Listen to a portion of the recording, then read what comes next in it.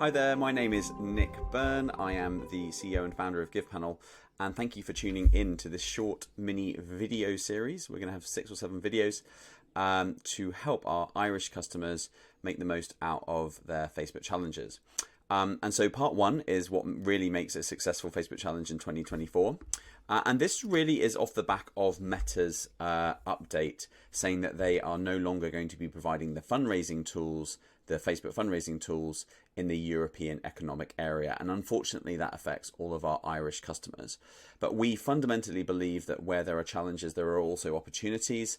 We have just released our integration with iDonate, and I'm going to unpack with you through this video series how you can still do a successful Facebook challenge and perhaps even get better results than before by leveraging some of the additional tools that GivePanel is working on and has worked on.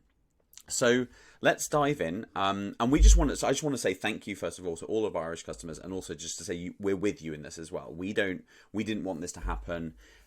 We're going to not let this stop us, and we're not going to let this stop helping you raise millions of euros through doing your social first fundraising. Okay, so just to jump in, GivePanel has just raised a lot of money. With Irish customers, but also with UK and Australian and also US customers. And it's great to see that Facebook challenges and multi-platform challenges are still working. So we still have customers in all of those markets getting fantastic results, raising a lot of money. Yeah, we're thrilled to support all of our customers doing that in Ireland as well. So, Facebook challenges, I don't think are going anywhere. I still think they're successful. I still think they're one of the easiest and best ways to get a return on investment from your peer-to-peer fundraising. So really, this video is all about just recapping and starting off with an introduction of what really makes a Facebook challenge successful. And a Facebook challenge really relies on 3 things. And if you get these 3 things right, it's very, very hard not to have extreme high success. So number 1, you need a great hook. I'm going to go into what I mean by that. You need a high conversion funnel as well. I'm going to talk you through that as well. And I'm especially going to talk to you through in this video series how you're going to do that funnel without Facebook fundraising, because that's going to be the key thing that you need to know. And then also the third thing is just you need to provide this great experience. You need to host a fantastic experience for your participants. And we're going to talk about how to do that as well. And I think if you get all of those 3 things right, we're going to go into like the ads later on in this video series and how you do great supporter journeys with email. But if you get these 3 things right and you focus on these 3 things, you're going to have success. Okay, so let's quickly go through them in this first video. So a great hook. A hook really is a way of grabbing people's attention, okay, hooking them out of that news feed, because we're basically all spending time on our mobile devices, whether it be on TikTok, Instagram, Facebook, wherever it is, scrolling through the news feed, scrolling through stories, scrolling through videos, whatever it might, short form videos, whatever it might be. And we have to hook people out of their environment and invite them into doing something. So this hook, this idea of a hook, is an idea so compelling that it grabs people's attention and gets them to do something. So if you look at Laura Lynn's one there around their plank challenge, so this is something that a lot of people want to. Sorry, I'm moving my face around so you can see the content. A lot of people want to improve their core. They already are living their lives thinking, I want to do something to improve my core, to improve my fitness, to improve my stability. And they're probably they might even already be considering going down the gym, or might already be going down the gym. And fitness is just like, we all want to be healthy as people. And so this is pulling people out. They've targeted a specific audience. You can see there that's targeted at women, perhaps a younger demographic. And it's really hooking that person out of the newsfeed. Likewise, people love their pets and love dogs. So if you have a dog, a cute dog, this is an interesting hook that is all about, getting your kind of furry friends together, getting your animals together in memory of a loved one. So quite a clever hook and concept, quite unusual, but it's gonna attract a certain type of, it's gonna hook a certain type of person out there. And then you've got finally an example there from Pieter of a cold water challenge in November. Again, cold plunging being kind of a bit of a trend. pulling people out of that, hooking people out into something. And this is what's so fantastic about this type of event and this type of campaign, is there an unlimited amount of hooks and ideas that you can test to really, really try and, you know, hook people out of their everyday lives and invite them to do some fundraising for you. So that's something to get right. And in terms of a great hook, I think what makes a great hook has slightly changed in the past few years. One is, I think, number one, you have to be a bit different and unusual. You know, do the 10,000 steps a day events, do the running events, do the 100 miles events or the 50 miles events. But you're competing when you do that with a lot of other people. It's fine. They still make money. They're still, you know, you can still bank them every year, do one of them every year, that kind of thing. But what I'm saying is, you know, you might want to try and be a little bit more different and unusual at the moment, just because there's more organizations doing this than there were 5 years ago when it first started. Number two, and this is probably the most important thing, it has to be desirable, right? The person there has to be attracted to the person you're hooking. Have to want to do it. So, you know, if they don't want to go cold plunging in the winter in the sea, they're not going to do it. But that is desirable for a group of people. You know, but they have to want to do it. You have to tap into something that they want to do and make it all about them, right? They want to improve their core, like their core stability. So that's where the plank thing comes from. They need to take their dogs on a walk. That's where dog walking comes in. So make it desirable. Think about the seasonal aspect of it. I love the kind of cold plunge in November. You know, you don't really want to be, you're going to have more success doing something like steps in spring and summer when people have been cooped up all winter than you are doing winter. So just think about making it seasonal.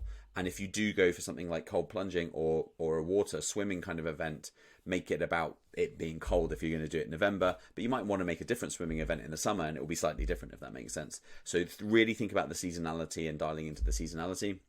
That'll help hook people out.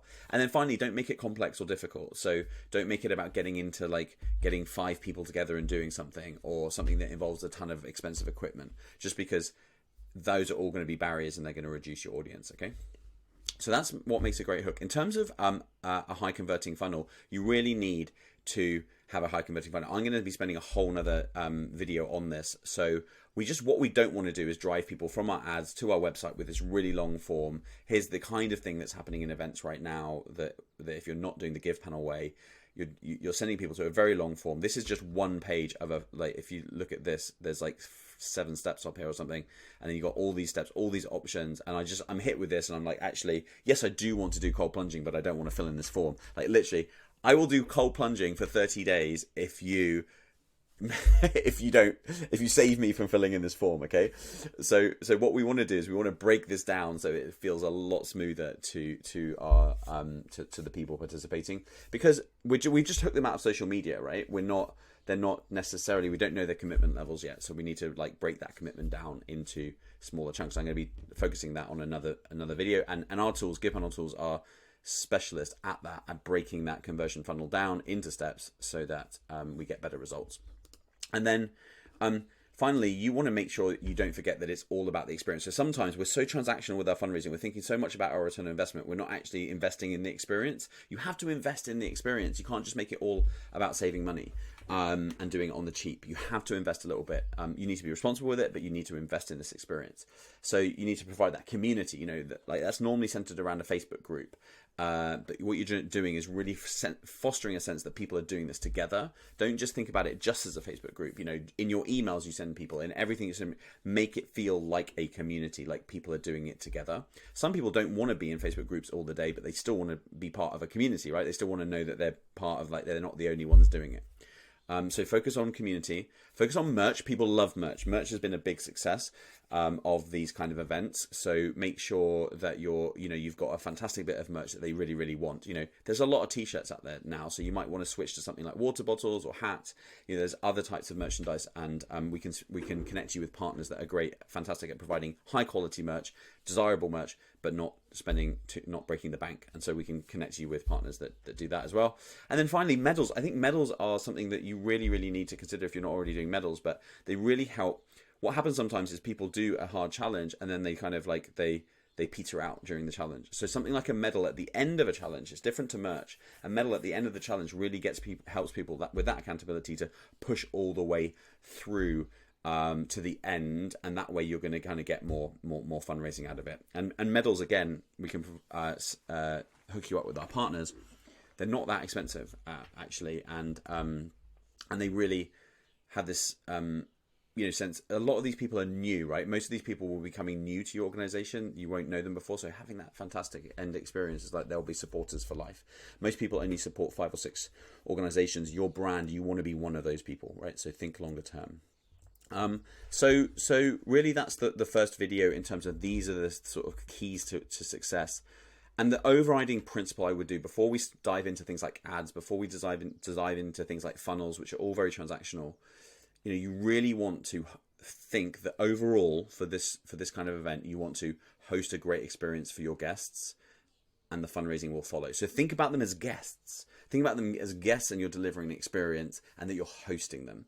And if you get that right, the fundraising will follow. Don't be transactional. Don't just think about it as like don't just be in ROI mode all the time, right? Make sure that you're giving them a really fantastic experience, and trust me, everything will follow from that if you do a great job at that. So in summary, you need a great hook. You need a high converting funnel. We're going to talk a lot about that in the next video, and specifically we're going to talk about how to do it without Facebook fundraising. And finally, you need to create that great participant experience, and don't be transactional. See you in the next video.